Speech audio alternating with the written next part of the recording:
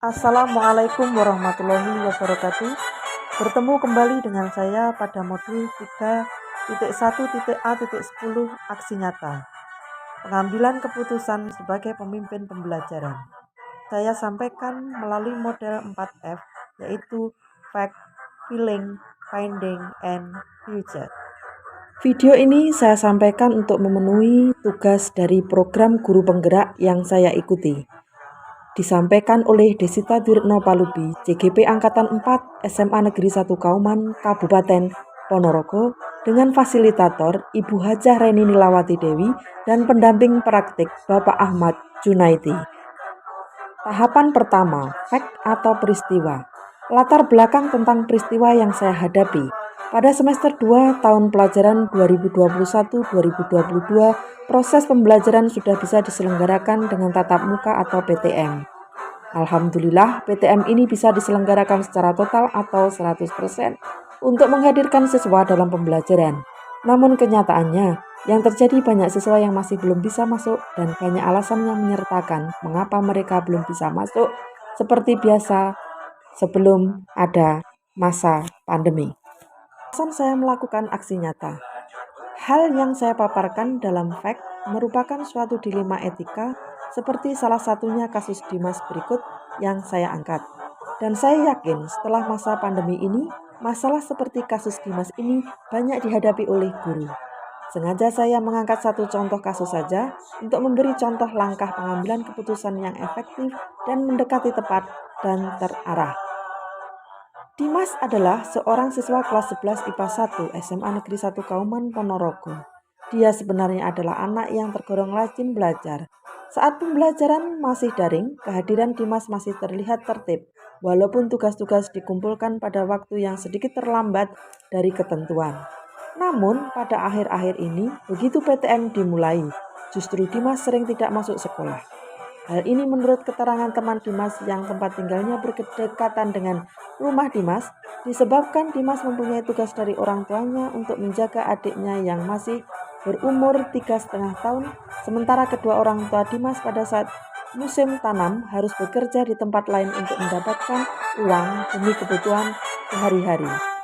Ayah dan ibu Dimas sebagai buruh tani di tempat orang lain, dengan demikian adik Dimas tidak ada yang menjaganya. Jalan satu-satunya, maka orang tua Dimas meminta Dimas untuk tidak masuk sekolah saat mereka mencari uang. Hal ini sudah berlangsung sejak pembelajaran online. Saya sebagai wali kelas menghadapi situasi yang dilematis. Saya harus memilih dua pilihan, dari kedua pilihan itu benar secara moral, tetapi pertentangan antara benar vs benar. Saya harus mengajak Dimas untuk melanjutkan pendidikan dengan tertib, masuk sekolah, namun saya harus berhadapan dengan kepentingan orang tua Dimas untuk menyelamatkan ekonomi keluarga mereka.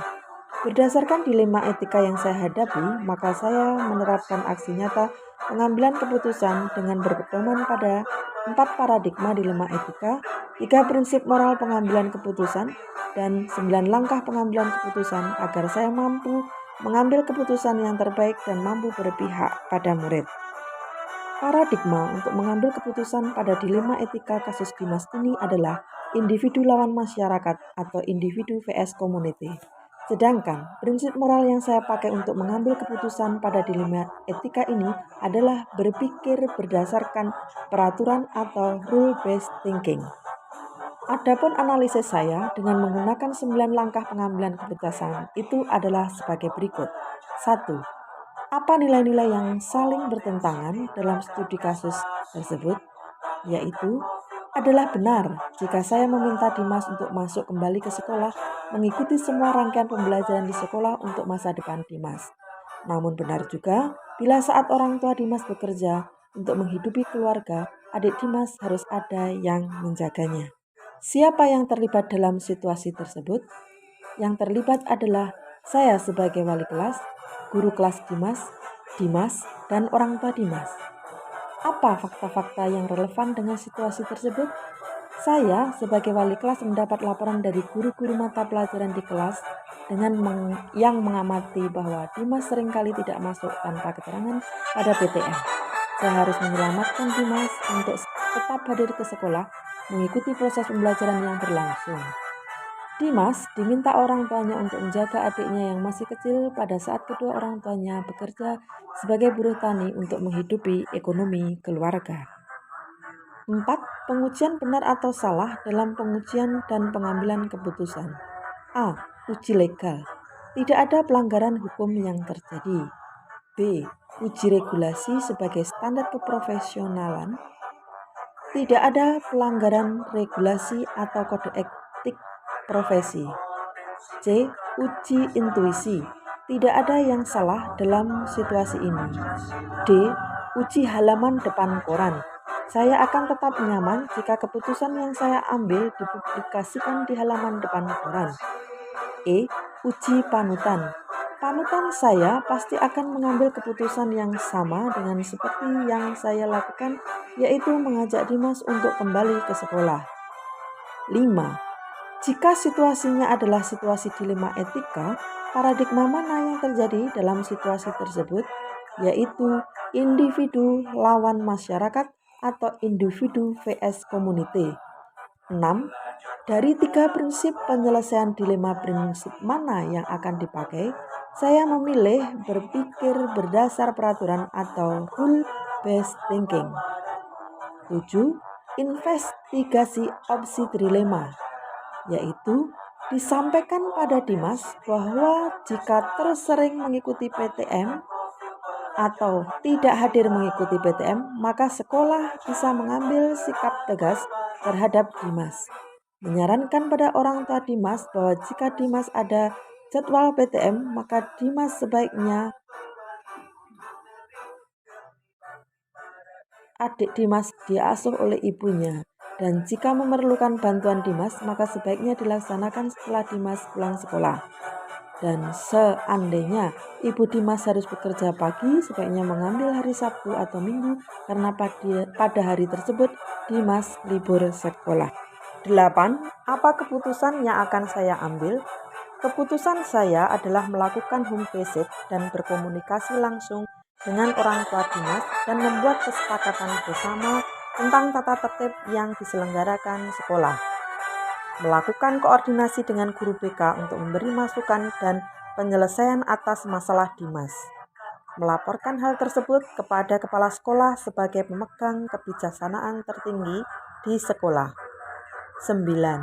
Coba lihat kembali keputusan yang sudah diambil dan refleksikan. Keputusan yang saya ambil sudah sesuai dan sangat baik karena saya sebagai wali kelas Dimas sudah memikirkan kelangsungan pendidikan Dimas dan sudah berpihak kepada siswa. Feeling atau perasaan merupakan tahapan kedua. Saya merasa senang setelah mempelajari materi di modul 3.1 ini.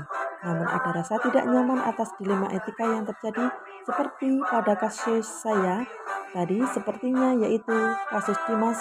Satu sisi saya ingin menegakkan disiplin, namun keadaan ini terbentur dengan sisi lain, yaitu melihat keadaan dari keluarga Dimas yang sangat minim.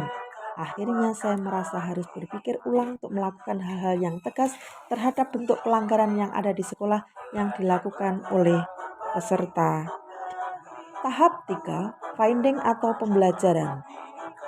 Untuk itu, saya dapat menerapkan teori tentang pengambilan keputusan seperti pada pembahasan modul 3.1, yaitu sebagai guru harus menganalisis terlebih dahulu segala keputusan yang saya ambil. Hal ini dapat saya lakukan menggunakan 4 paradigma pengambilan keputusan dan 3 prinsip resolusi pengambilan keputusan serta 9 langkah pengujian pengambilan keputusan. Menurut saya, masalah yang saya hadapi terkait dengan Dimas merupakan dilema etika dengan paradigma individu lawan masyarakat, di mana jika saya mengambil keputusan terhadap Dimas akan berhadapan dengan kepentingan masyarakat, dalam hal ini Dimas dan orang tua Dimas.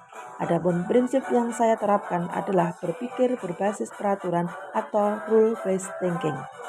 Tahap keempat, future atau penerapan.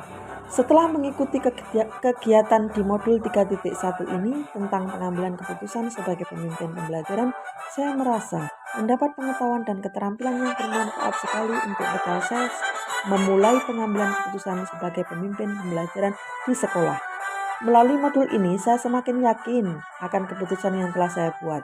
Saya berharap keputusan-keputusan yang saya ambil akan semakin menguatkan diri pribadi saya sebagai seorang pemimpin. Dan langkah yang saya ambil selalu mengutamakan kepentingan murid sesuai dengan filosofi pendidikan dari pemikiran Ki Hajar Dewantoro yang telah saya pelajari pada modul sebelumnya. Sebagai pendidik, saya akan terus belajar dan berusaha menjadi yang terbaik dan selalu berpegangan pada nilai-nilai kebajikan yang berintegrasi dan berkarakter bangsa Indonesia dalam hal mengambil keputusan-keputusan yang tepat, etis, dan manusiawi. Berikut adalah dokumentasi pengimbasan materi pengambilan keputusan sebagai pemimpin pembelajaran kepada rekan sejawat. Pasca pandemi, keadaan sekolah diharap berangsur-angsur normal kembali. Peran guru mengambil keputusan yang tepat jika ada dilema etika akan mampu menyelamatkan masa depan siswa. Demikian paparan yang bisa saya sampaikan. Terima kasih. Salam dan bahagia. Salam guru penggerak.